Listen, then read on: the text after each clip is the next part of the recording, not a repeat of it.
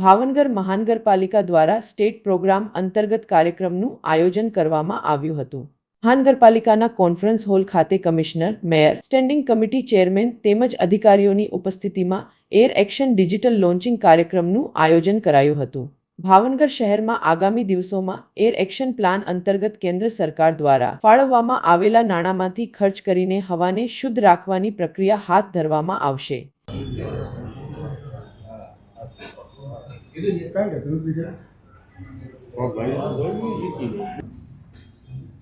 આજે જે આપણો ક્લીન એર એક્શન પ્લાન છે આપણે અનવીલ કરીએ છીએ।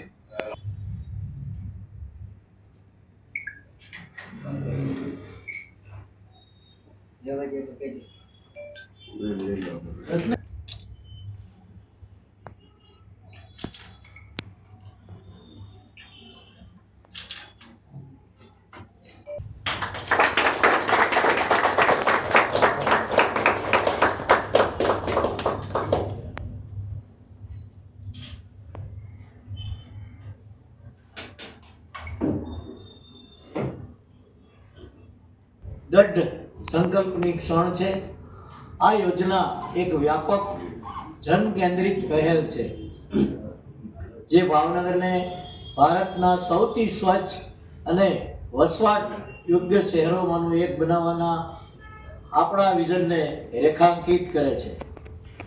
हवानी गुणवत्ता ए जाहेर आरोग्य, उत्पादकता अने जीवननी एकंदर गुणवत्ता माटे सौथी महत्वपूर्ण परिबळ छे। डे बाय डे जे रीते इंडस्ट्रीज वधे छे, शहेरमां रोड रस्ता वाहनोनी संख्या वधे छे, ई ध्याने लेता आवनारा दिवसोमां पण भावनगરના નાગરિકોને શુદ્ધ હવા મળે એની માટે સરકાર તરફથી એક સ્ટેટ ક્લીન એર પ્રોગ્રામ નક્કી થયો અને એના અંતર્ગત ભાવનગર મહાનગરપાલિકાને પ્રથમ તબક્કામાં 20 કરોડ રૂપિયાની ગ્રાન્ટ મળેલી છે। જે અંતર્ગત આપણે અમુક કામો લીધેલા છે, જેમાં એર ક્વોલિટી ઇન્ડેક્સ માટેના આપણે મશીન મૂકશું કે જે એર ક્વોલિટી ઇન્ડેક્સ વિવિધ વિસ્તારમાં માપી શકે। એ ઉપરાંત આપણે ગ્રીનરી શહેરમાં એનું સ્તર વધે એની માટેના આયોજનો છે।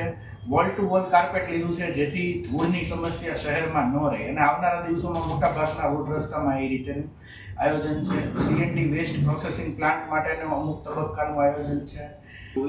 સો દરેક સિટી માટે આ કમ્પલ્શન છે। તો આપણે ભાવનગર શહેર પ્રમાણે એનો પણ સર્વે કરીને બી આમાં રોડ ડિઝાઇનિંગમાં અથવા કોઈ જગ્યાએ સીએનડી વેસ્ટમાં આપણે કયા કયા પગલાં લઈ શકાય એના માટે સરકાર પણ આપણને સ્પેશિયલ ગ્રાન્ટ પણ આપતી હોય છે। સો આ પ્રસંગે તો જસ્ટ એના માટે જ આપણે બધા ભેગા થયા છીએ કે જસ્ટ આના પ્રમાણે આપણે સ્ટેપ્સ લઈએ તો ભાવનગર જે ગ્રીન સિટી છે પહેલાંથી ખૂબ સુંદર શહેર છે।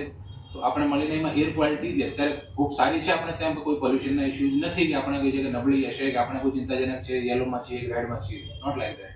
તેમ છતાં દરેક શહેર કે ભાઈ બેસ્ટ એર ક્વોલિટી આપણે સિટીઝન્સને આપીએ એના માટે વિવિધ પગલાં લેવા માટે આપણે શહેરનું એક્શન પ્લાન બનાવ્યું છે, જેને આવતા વર્ષોમાં આ વર્ષથી જ ખરેખર અમુક આઈટમ અમે અત્યારે આ વર્ષમાં લીધા છે, અમુક આવતા વર્ષમાં લઈને ઝડપથી એને અમલીકરણ કરીએ એના માટે અમારી તૈયારી છે।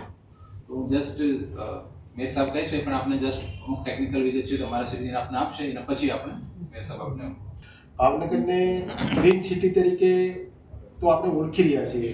છેલ્લા 7 વર્ષની અંદર જે રીતે ભાવનગરમાં વૃક્ષારોપણ થયું છે, જે રીતે વૃક્ષોનો ઉછેર થઈ રહ્યો છે, તો એમની સાથે સાથે વૃક્ષોની સાથે સાથે બાકીના પેરામીટરો પણ ધ્યાનમાં રાખીને દાખલા તરીકે રોડ રસ્તાનું ડેવલપમેન્ટ થઈ રહ્યું છે તો રોડ રસ્તાને કેવા ડેવલપ કરવા જોઈએ, બાકીનું જે આપણો જે રોજબરોજ નીકળતો કચરો છે એની નિકાલ અને એની યોગ્ય વ્યવસ્થા કેમ થાય।